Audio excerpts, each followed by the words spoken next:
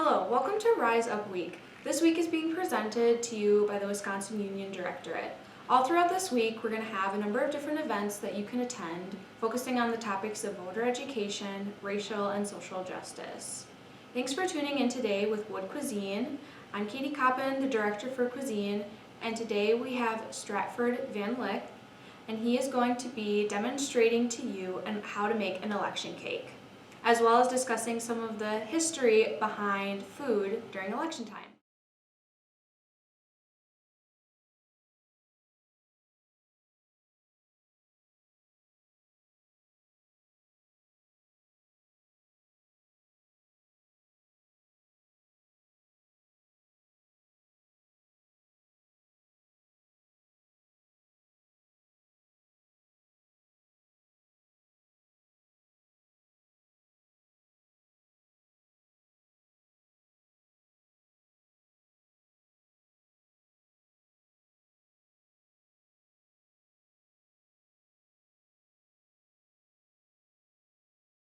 Hello everyone, my name is Stratford Van Lick and I'm the Associate Director of Education for WUD Cuisine, and today I'm here to talk to you guys about a cake of truly epic proportions. That's right, calling for 30 quarts of flour, 10 pounds of butter, a dozen eggs, and gallons of liquids. Election cake. You might be asking, why was this cake so big? It's because back in the day, so let's say the 18th and 19th century, elections were treated like a holiday. And people would travel from far and wide back to their homes or their polling locations, and they would practice their civic duty, voting responsibly. After that, they would drink, they would eat cake, and they would have a successful election. So now we're going to talk a little bit more about baking back then. In the 18th century, there wasn't instant yeast like there is today. So baking looked a little bit more like how we did it in quarantine. That's right, we would make sourdough starters to naturally leaven the cakes. Instant yeast wasn't around there, but you could produce sodium bicarbonate, the rising agent in cakes, through flour. Luckily today though, we're able to use instant yeast as a starter, so I'm going to start by taking about 5 ounces of water, 1 packet of instant yeast, and we're going to add them together. We're going to stir real quick, and then we're going to add a little bit of sugar for the yeast to eat on. Great. Now we're going to stir one more time. Great. Now we're going to cover with a cloth and we're going to set it aside.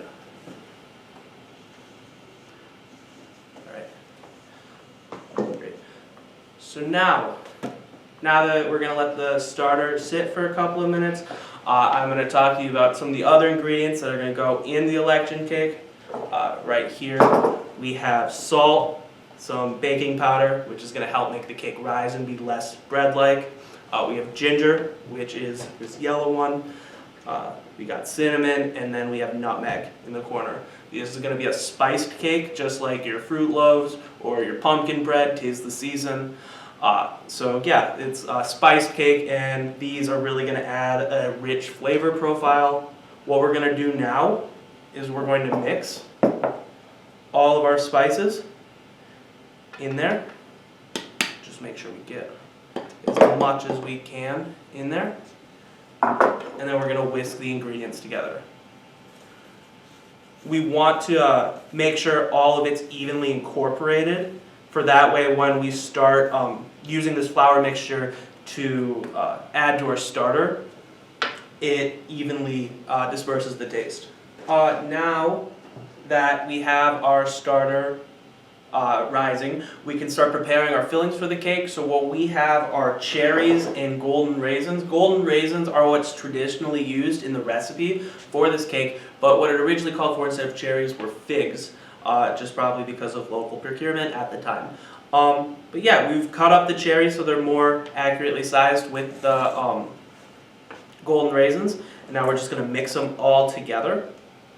And then we are going to add 1 tablespoon of our flour mixture into there, and then We're gonna shake it up. We can use the whisk. Oh, no. Yeah. Just make sure everything is equally coated, right? So now make sure we're gonna set that aside until we add everything together. Before we add our wet and our dry ingredients together, I wanted to talk to you guys a little bit about how election cake got its name. Prior to the American Revolution, this cake was actually called a mustard cake. Women and professional bakers alike, they would make masses of these cakes not only for election times but also during British occupation of the America, and when they would bring men between the ages of 18 and 45 away for militia training, or they were being summoned or mustered to the war, they would be given a cake for nourishment. So now we're going to start mixing our ingredients together. We have our starter that's been sitting for about 5 minutes, and then we're going to add about 1 cup of our flour mixture in. And then I'm going to stir this until it's evenly incorporated. So now that everything's mixed together, we are going to add in the butter, which should be at room temperature, and then we're going to mix it using a hand mixer until it's creamy.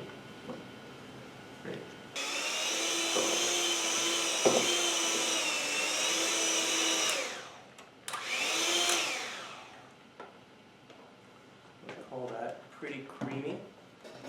Alright, now that we've had our butter creamed into our starter flour mixture, we are going to add 2 cups of brown sugar packed. So, more.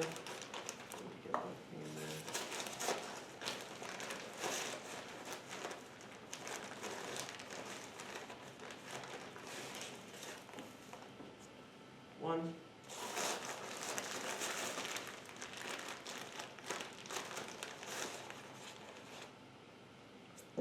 2.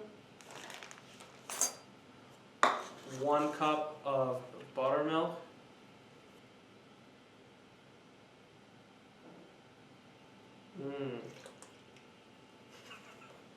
And then we're going to add 1 tablespoon of vanilla.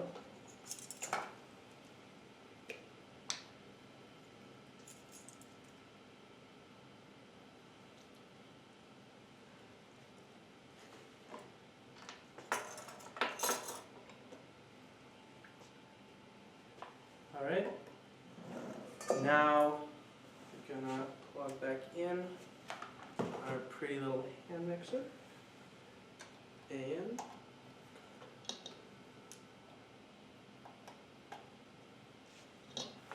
and mix until everything is combined.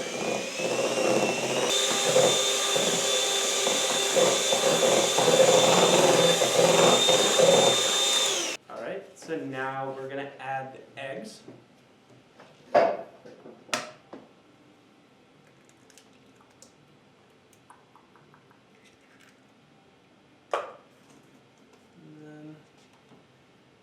We're going to add both the eggs into the mix. And then mix it all together.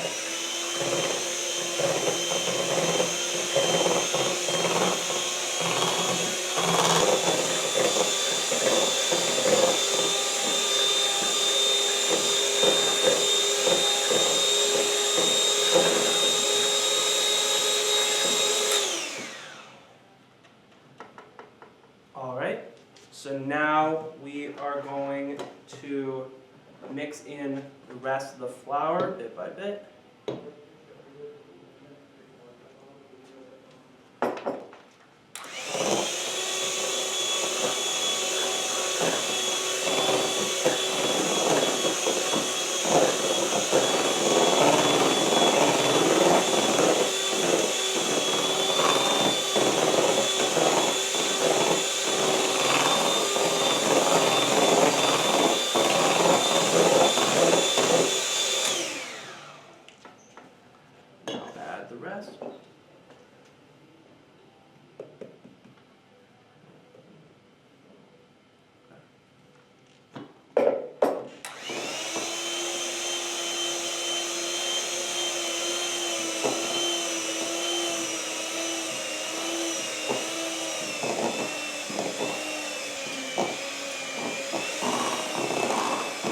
see the batter is definitely a lot thicker.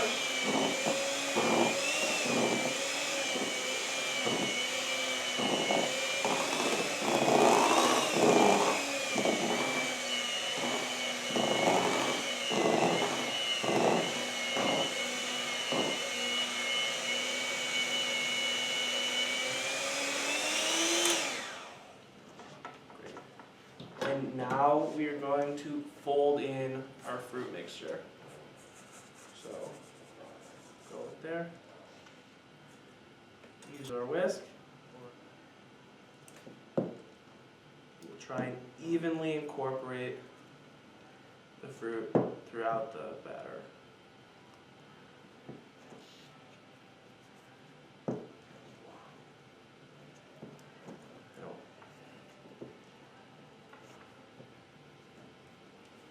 Alright, now that we have our batter made for our cake, we're going to use a prepared bundt pan, which I'm going to prepare for you guys. There are lots of different ways to prepare a pan. You could either make this in a loaf pan if you don't have a bundt pan either.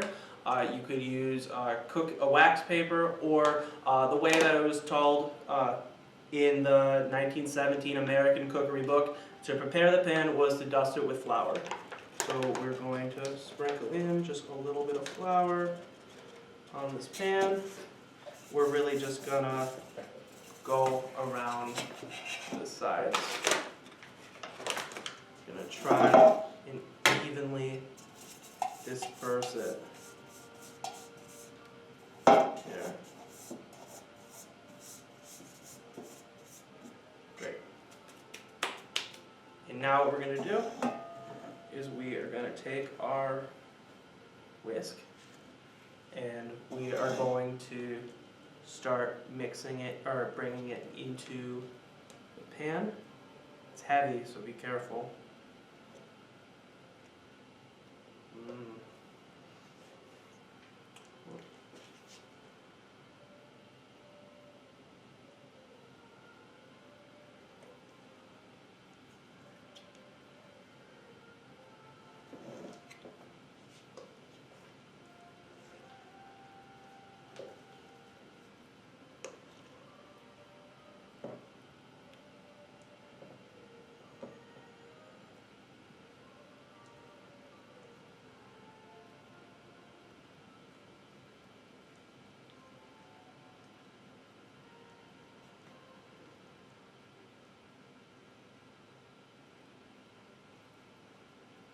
Now we've got most of our mix into the pan. What we're going to do is we're going to try and even it out around the top so you have a nice, more uniform bake.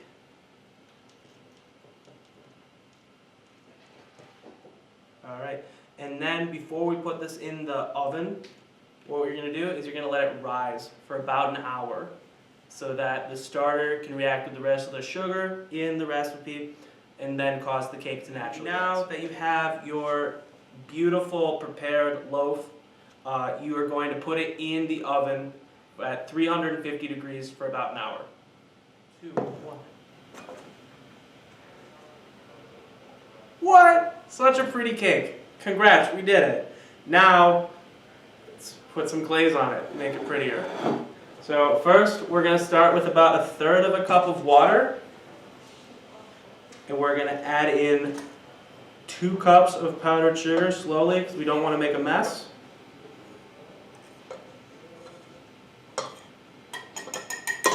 Oh. Great. And then now we want a little bit of vanilla.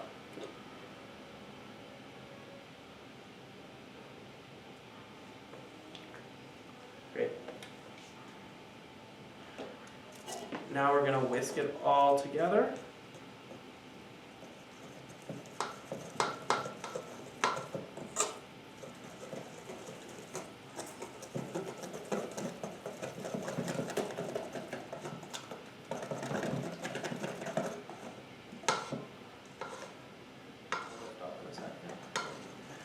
Great.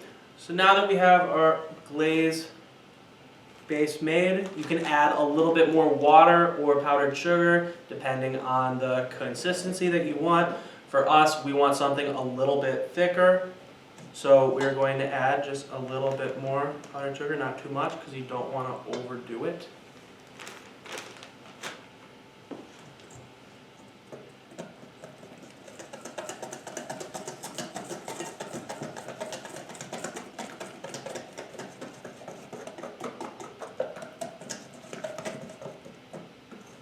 Perfect.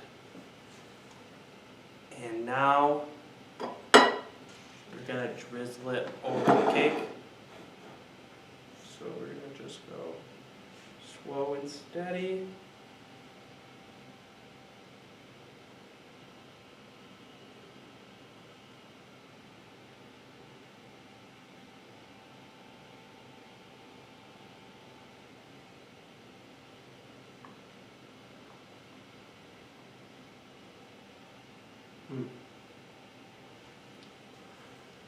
There you have it, election cake. All right. Hey everyone, thank you for baking along with us. Now I wanted to share a little bit more history about the election cake. Election cake wasn't called election cake until after the American Revolution.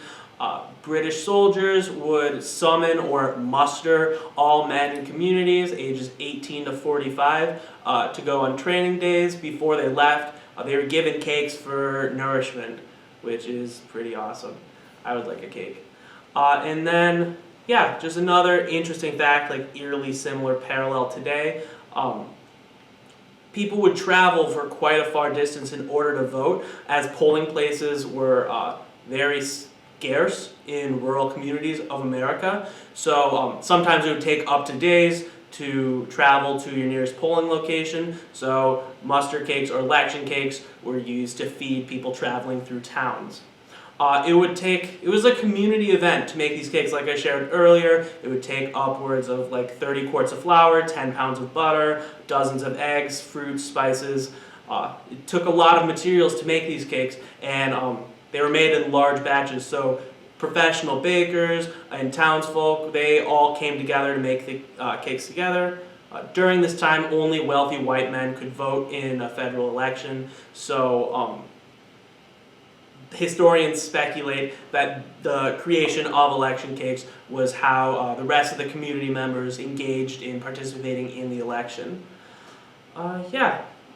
Additionally, we just want you to get out and vote. Practice your civic duty responsibly, and make sure you're fighting for policy that aligns with your political beliefs.